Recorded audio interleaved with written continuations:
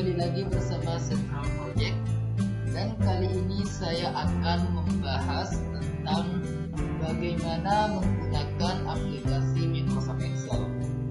Di sini saya akan menggunakan Excel mulai dari bagaimana membuat tabel, mengatur luas kolom, bagaimana menggabungkan sel, dan mencoba untuk menggunakan beberapa jenis formula atau rumus yang terdapat pada Microsoft Excel. Oke, langsung saja kita buka aplikasi Microsoft Excel. Adapun cara untuk membuka aplikasi Microsoft Excel itu ada beberapa macam cara, dan saya akan gunakan satu cara dengan mengklik tombol Start terlebih dahulu pada taskbar. Setelah itu, saya akan memilih All Programs, lalu mencari folder Microsoft Office. Oke, ini. Lalu klik satu kali pada Microsoft Excel. Maka jendela Excel akan terbuka seperti yang ditampilkan oleh layar sekarang ini. Oke, jadi lembar kerja Microsoft Excel sangat berbeda dengan lembar kerja Microsoft Word, di mana pada lembar kerja Microsoft Word dia polosan tanpa ada garis seperti ini, sedangkan pada Excel dia terdapat beberapa sel, di mana sel itu sendiri adalah gabungan antara baris dan kolom. Oke, jadi untuk sel ke bawah yang saya praktikkan sekarang ini adalah kolom, sedangkan untuk ke samping adalah baris. Jadi pada sel itu terdiri atas baris dan kolom. Jadi dia sepaket. Jadi kalau kita memilih satu sel, maka pada sel tersebut terdapat pada baris 2. Ini yang sekarang saya klik adalah baris 2 dan kolom H. Oke, jadi dia sepaket baris dan kolom dan disebut sebagai sel. Oke, seperti yang saya sampaikan sebelumnya, di sini saya akan mempraktikkan bagaimana cara membuat tabel. Oke, langsung saja. Di sini saya akan membuat tabel mulai dari sel pertama, yaitu sel A1 yang ini, sampai di sel E10. Oke, jadi saya blok mulai dari sel A1, saya geser kursor sampai ke ini, kolom E dan baris ke-10. Jadi ini namanya sel A1 sampai sel E10. Oke, setelah diblok, lepaskan tombol klik pada mouse atau touchpad, lalu masuk ke menu Home, dan pada grup font kita pilih Borders. Nah, di sini kita pilih All Borders, yang artinya bahwa semua sel yang telah diblok tadi akan diberikan garis. Oke, seperti ini hasilnya. Oke. Selanjutnya kita akan memberikan nama kolom pada tabel yang telah dibuat. Oke, pada kolom yang pertama atau sel yang pertama saya akan berikan nama kolom dengan nomor. Oke, saya singkat dengan no. Lalu nama, jenis kelamin, nilai matematika. Oke, tidak, di sini cuma kata nilai saja. Terus di bawah matematika. Yang di sini kolom E ya, bukan kolom D. Yang matematika tadi di kolom D. Untuk yang selanjutnya di kolom E. IPA. Oke, jadi di sini terdiri dari 5 kolom. Dari kolom A sampai kolom E. Terus selanjutnya kita akan merubah atau mengatur lebar suatu kolom dengan mengarahkan kursor pada garis batas antara kolom A dengan B sampai kursor berubah menjadi tanda tambah. Oke. Lalu diklik kiri sambil tahan. Lalu Geser kursor sampai di dekat nama kolom, di dekat huruf nama kolom. So, begini. Oke, jangan sampai hurufnya tertutup ya. Jadi kita geser sebelum hurufnya tertutupi oleh garis seperti ini. Begitu pula untuk kolom nama, kita di sini perlebar karena nama orang kan beda-beda, ada yang panjang, ada yang pendek. Untuk jenis kelamin, kita perlebar sesuai luas kolom yang dibutuhkan oleh kolom tersebut, matematika dan IPA. Oke, jadi semua nama kolom sudah terlihat jelas dan tidak tertutupi oleh garis. Oke, pada kolom nilai ini kan ada dua, ada nilai matematika dan ada nilai IPA. Di sini saya akan memposisikan kolom nilai ini berada pada tengah antara kolom matematika dan kolom IPA dengan menggunakan perintah merge and center. Nah, di sini ada dua kata merge yang artinya menggabungkan. Jadi di sini menggabungkan beberapa sel dengan perintah merge. Sedangkan center berarti dia memposisikan teks nantinya ke posisi tengah. Oke, yang ini yang saya maksud merge and center. Oke, untuk menggunakan perintah tersebut kita harus blok sel-sel yang akan kita gabung menjadi satu. Misal kolom nilai saya akan gabung dengan kolom yang ini. Jadi saya blok ke samping, lalu masuk ke menu home, dan pada group alignment saya pilih merge and center. Silahkan perhatikan baik-baik perubahan apa yang akan terjadi. Saya klik satu kali. Oke. Maka nilai akan berada pada tengah setelah kolom D dan kolom E menjadi satu. Kenapa bisa menjadi satu? Karena kita tadi menggunakan perintah merge yang berfungsi untuk menggabungkan beberapa sel. Namun yang saya praktikkan tadi menggabungkan hanya dua sel. Oke, begitupun untuk jenis kelamin. Jenis kelamin ini saya akan gabungkan dengan sel di bawahnya agar nantinya kolom tabel terlihat lebih rapi. Oke, dengan menggunakan fungsi yang tadi merge and center. Jadi langkahnya sama dengan memblok sel terlebih dahulu, lalu ke menu home, dan pada para group alignment kita pilih merge and center. Oke, lalu hasilnya seperti ini, di mana sel atas dan bawah sudah menjadi satu atau sudah gabung. Tapi posisi teksnya berada pada bawah sel, dia berada di bagian bawah. Sedangkan saya maunya kata jenis kelamin ini berada di tengah sel. Jadi langkah untuk mengatur posisi teks agar berada di tengah antara atas dan bawah itu dengan masuk ke menu home, lalu pada group alignment kita pilih jenis perataan yang ada pada grup tersebut. Nah, di sini ada jenis perataan align text left. Ini yang tiga align text left, center dan right. Dia ini mengatur posisi teks perataan dari samping kiri dengan kanannya. Sedangkan untuk perataan atas dan bawah, kita memilih dari icon-icon yang di atasnya. Yang ini yang tiga. Terlihat jelas yang aktif sekarang adalah yang ini, center, berarti posisi teks sudah berada pada tengah. Tapi tengah antara samping kiri dan kanan. Sedangkan untuk icon di atasnya, yang aktif adalah icon bottom align. Berarti dia rata di bawah. Dia berada pada bawah sel, bagian bawah. Jadi di sini kita akan membuatnya menjadi tengah antara atas dan bawah dengan memilih yang icon di tengah, yaitu middle. Berarti pertengahan. Kita klik satu kali.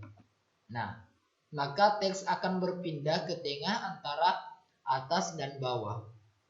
Oke, good. Jadi untuk nama kolom yang nomor dan nama, kita gunakan langkah yang sama pada jenis kelamin. Oke.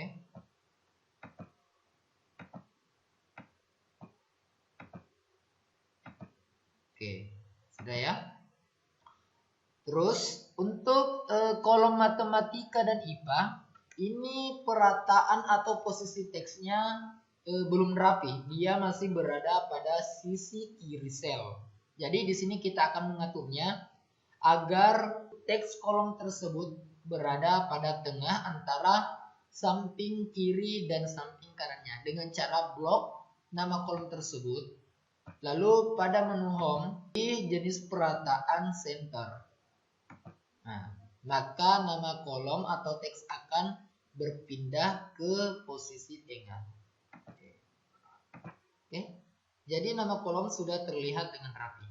Selanjutnya kita akan menebalkan nama kolom agar isi kolom dan nama kolomnya ada perbedaan. Jadi di sini saya akan tebalkan dengan cara blok nama kolom terlebih dahulu. Jadi kita blok sel yang berisi nama kolom, lalu pada menu home dan grup font kita pilih icon bold atau perintah bold di mana berfungsi untuk menebalkan huruf atau teks.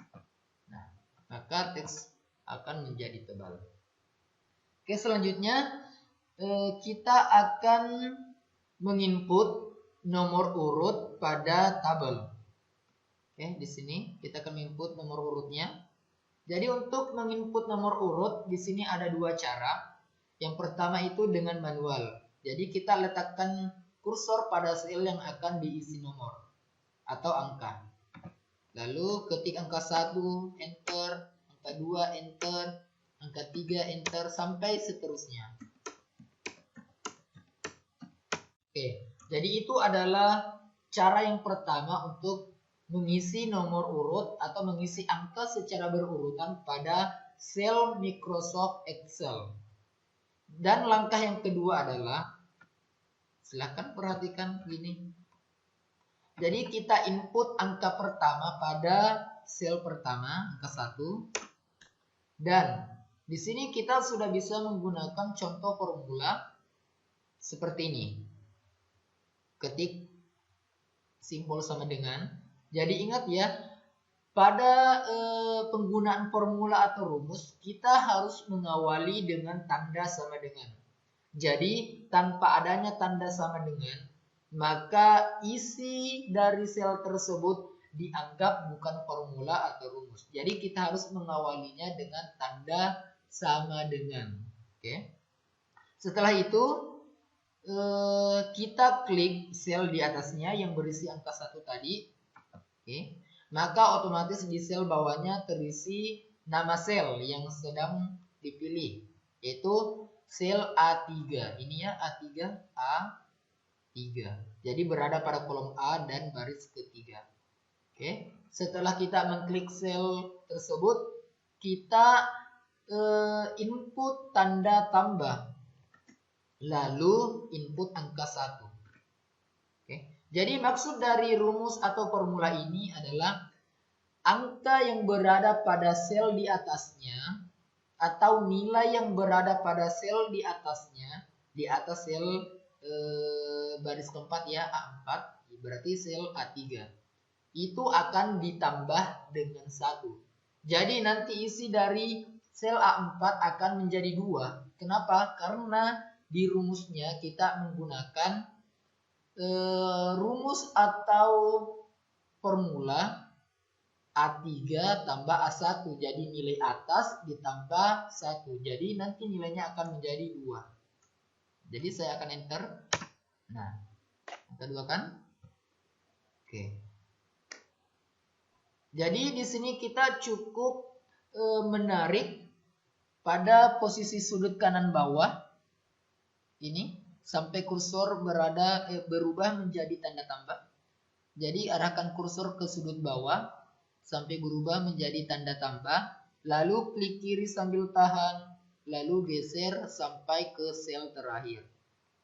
Nah, maka angka akan terinput secara otomatis dan secara berurutan berdasarkan formula yang kita gunakan sebelumnya, yaitu tiap nilai di atas sel dijumlah atau ditambah 1.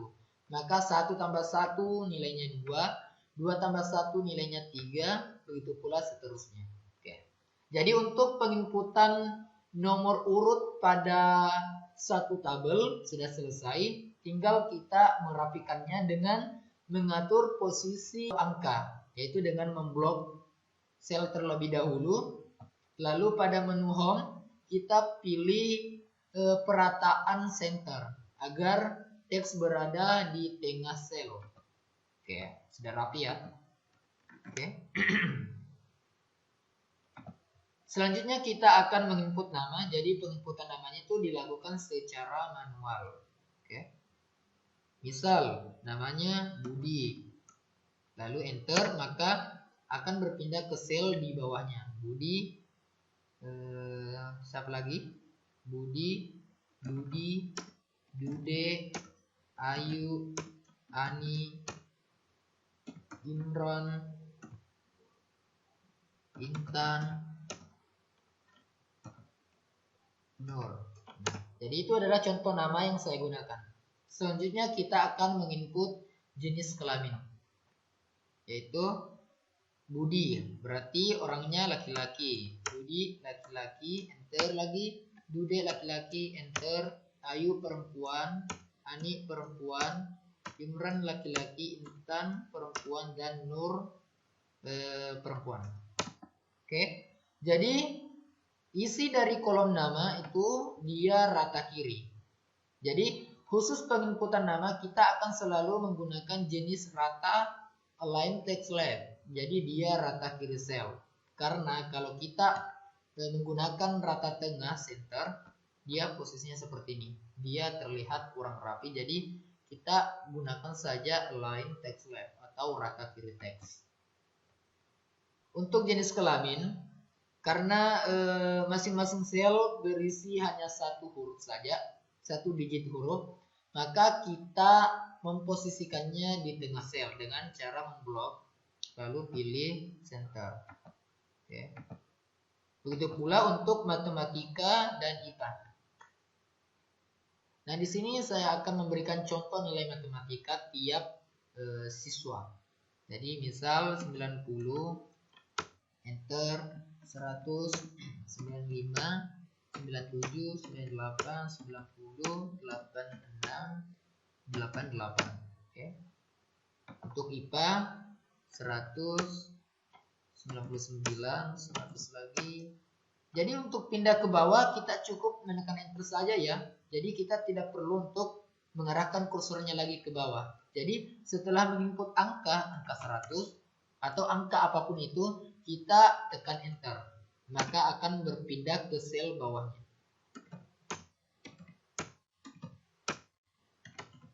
Oke, jadi selesai. Sekarang saya akan merapikan data nilai dengan memposisikan teks berada pada tengah sel dengan cara memblok terlebih dahulu. Lalu pada menu home kita pilih jenis perataan teks center. Oke, sudah ya. Selanjutnya,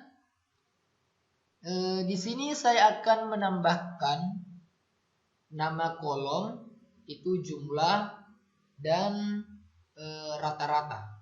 Jumlah dan rata-rata. Kenapa? Karena saya ingin menjumlahkan total nilai yang diperoleh oleh tiap siswa atau tiap nama yang terdapat pada tabel ini.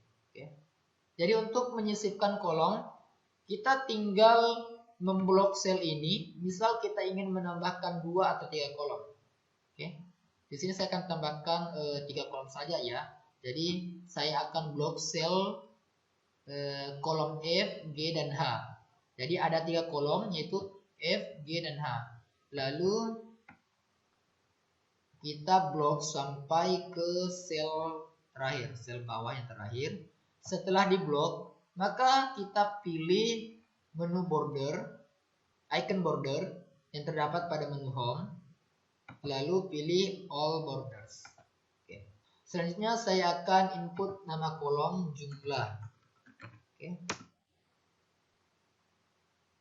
Jadi saya akan menggabungkan lagi sel atas dan bawah menggunakan perintah merge and center.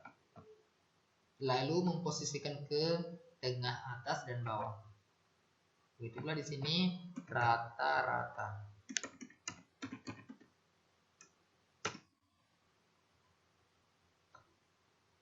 Kita gabung juga sel atas dan bawah. Oke. Terus kita perluas kolomnya agar tulisan tidak tertutup oleh garis tabel. Ya sudah. Terus di sini keterangan. Oke. Kita gabungkan lagi sel atas dan sel bawah dengan menggunakan perintah merge and center. Lalu kita rata tengahkan lagi dan atur lebar kolom agar teks tidak tertutupi oleh garis tabel. Oke, sudah ya. Oke, selanjutnya kita akan menghitung atau menampilkan jumlah dari total nilai yang diperoleh oleh tiap nama. Yang pertama itu kita akan menghitung nilai si Budi. Nah, di sini ada dua nilai dan nilai matematika dan IPA akan kita jumlahkan dan hasilnya kita tampilkan di kolom jumlah. Oke, seperti yang saya katakan tadi bahwa untuk menggunakan formula atau rumus kita harus mengawali dengan tanda sama dengan. Oke, kita ketik simbol sama dengan. Kita ketik simbol sama dengan. Lalu kita blok sel atau blok nilai yang akan kita jumlahkan. Lalu kita ketik sum. Oke, jadi sum ini adalah perintah yang terdapat pada Microsoft Excel yang berfungsi untuk menjumlahkan nilai yang terdapat pada suatu tabel. Oke, jadi kita klik sum. Nah, di sini akan muncul sum. Jadi pada saat muncul sum kita klik dua kali. Oke, maka tanda kurung akan terisi atau terinput otomatis.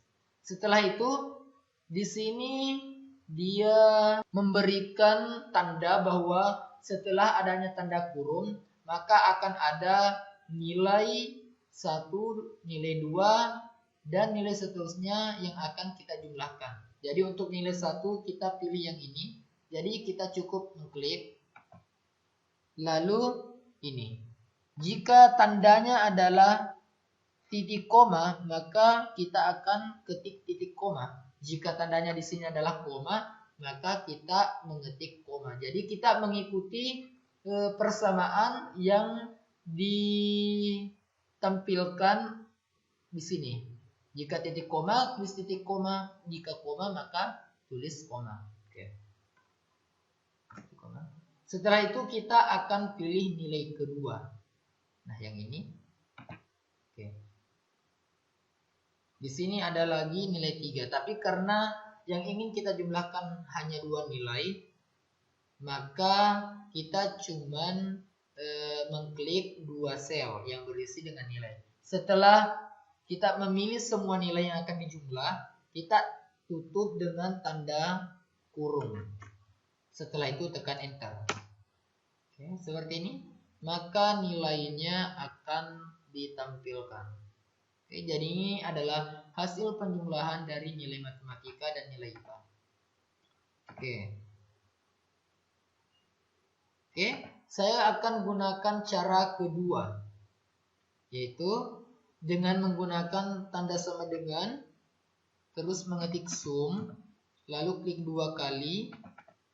Terus di sini kita tidak mengklik satu persatu nilai, tapi kita langsung membloknya. Berhubung karena nilai 1 dan nilai 2 dia berdekatan. Jadi kita cukup memblok. Oke, lalu tutup dan tekan enter. Oke. Jadi itu adalah cara yang kedua. Jadi kita tidak perlu untuk mengklik nilai pertama lalu dikasih tanda titik koma atau koma lalu klik lagi nilai kedua. Tapi di sini kita cuman menggunakan sistem blok pada nilai yang saling berdekatan. Oke? Cara menjumlahkan yang ketiga yaitu di sini kita memblok nilai yang akan dijumlah. Oke. Setelah itu pada menu home kita cari perintah autosum. Dia terdapat di sebelah kanan ini, autosum. Pada group editing autosum. Jadi di sini jika kita menggunakan perintah autosum, maka dia akan menjumlahkan otomatis. Jadi di sini kita tidak menginput formula atau rumus kembali. Kita cuma memblok nilai seperti yang ini tadi, kita blok, terus kita klik autosum. Nah, maka nilai ditampilkan secara otomatis di samping kanan data-data yang diblok tadi. Kenapa di samping kanan? Karena kita membloknya ke arah samping.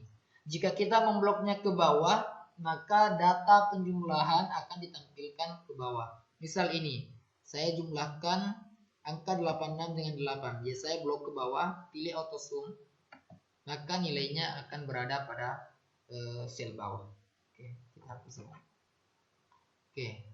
Jadi setelah kita menginput formula pada sel yang di atasnya, kita tidak perlu lagi untuk menginput formula untuk sel-sel yang berada pada bagian bawah. Tapi kita cukup menarik formula yang terdapat pada sel yang telah diisi tadi. Dengan cara klik sel terlebih dahulu, lalu arahkan kursor di sudut kanan bawah sel sampai kursor berubah menjadi tanda tambah, lalu klik kiri sambil tahan dan geser ke bawah. Nah, maka penjumlahan atau nilai penjumlahan akan ditampilkan secara otomatis. Dan hasil penjumlahan ini tidak salah ya. Jadi ini hasil penjumlahannya benar. Jadi kita boleh mencek apakah formula yang terdapat pada sel ini sudah benar atau tidak. Kita klik sel yang ini. Nah, lihat formula yang ditampilkan D10 dan E10. Nah, cocokkan D10, D10, nah betul, dan E10. Jadi nilai ini sama nilai ini. Begitu pula nilai yang ini.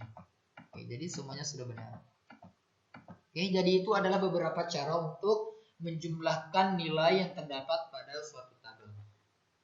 Selanjutnya, nilai rata-rata.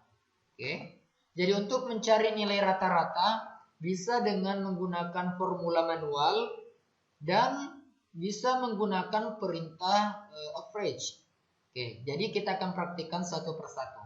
Yang pertama kita input tanda sama dengan, lalu klik sel atau nilai pertama, lalu tambah nilai kedua, terus tutup kurung. Oke, jadi di sini tadi setelah tanda sama dengan kita kasih kurung pembuka dan di akhir kita kasih tanda kurung penutup. Setelah itu kita kasih tanda miring atau pembagi dan input angka 2. Oke, jadi dalam rumus matematika untuk mencari nilai rata-rata itu kita menjumlahkan nilai terus dibagi dengan banyaknya data. Oke, karena banyaknya data ada 2, maka pembaginya adalah 2. Jadi jika nilai di sini ada 3, maka pembaginya nanti harus 3. Oke. Jadi setelah menginput formula seperti ini kita tekan enter. Oke, maka hasilnya 95. Oke, itu adalah cara yang pertama. Sekarang cara yang kedua. Oke, kita hapus dulu ini. Jadi tadi 95 ya. Oke, kita akan menggunakan perintah average. Jadi input tanda sama dengan, lalu ketik average. Oke, ini klik 2 kali. Setelah itu kita blok nilai-nilai yang akan dirata-ratakan. Jadi kita blok nilai matematika, dan nilai IPA. Lalu tutup dengan tanda kurung. Lalu tekan enter. Nah, hasilnya sama dengan yang tadi, 95. Kenapa bisa sama? Karena formula atau tujuan dari formula yang kita input tadi untuk mencari nilai rata-rata. Meskipun bentuk formulanya berbeda, tapi fungsinya sama untuk mencari nilai rata-rata. Hanya saja ketika kita menggunakan formula yang manual, berarti kita harus menggunakan atau menginput simbol-simbol perhitungan seperti tanda tambah dan pembagi untuk mencari nilai rata-rata. Sedangkan untuk cara yang lain kita cukup menggunakan perintah average. Oke? Jadi untuk menampilkan rata-rata untuk sel yang di bawah, kita cukup menarik datanya di sini. Jadi formula akan terisi otomatis. Oke. Jadi ini adalah nilai rata-rata dari si Dudi, Dude, dan seterusnya. Oke. Sekarang di sini untuk kolom keterangan saya akan menampilkan keterangan apakah siswa A, siswa B, dan siswa yang lainnya lulus atau tidak dengan memberikan nilai standar kelulusan. Oke, di sini kita akan menggunakan fungsi if yang ini ya if. Oke. Tapi untuk menggunakan formula dalam Excel kita harus awali dengan tanda sama dengan. Oke, tanda sama dengan. Lalu kita ketik if. Oke, klik kiri 2 kali. Oke. Nilai yang terdapat pada logical test ini adalah patokan penentu apakah siswa ini lulus atau tidak. Jadi di sini saya akan menggunakan standar kelulusan 75. Oke. Jadi logical test yang digunakan di sini adalah kolom rata-rata yang ini sel. Oke. Terus kita beri tanda lebih kecil atau kurang dari 75. Jadi 75 itu adalah standar kelulusan siswa. Oke. Jadi G3 yang ini, sel G3 ini adalah patokan di mana jika nilai yang berada pada sel ini adalah 75 atau kurang dari 75, maka nantinya dianggap dia tidak lulus. Tapi jika nilainya sama dengan 75 atau berada di atas 75, maka siswa tersebut dianggap lulus.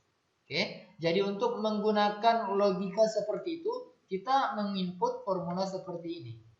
If sel G3 kurang dari atau lebih kecil dari 75, nilainya adalah, jadi kita ketik lagi titik koma ya, seperti pada tampilan yang ini, titik koma. Jika koma maka kita ketiknya koma. Tapi karena di sini titik koma, maka kita ketik titik koma. Oke.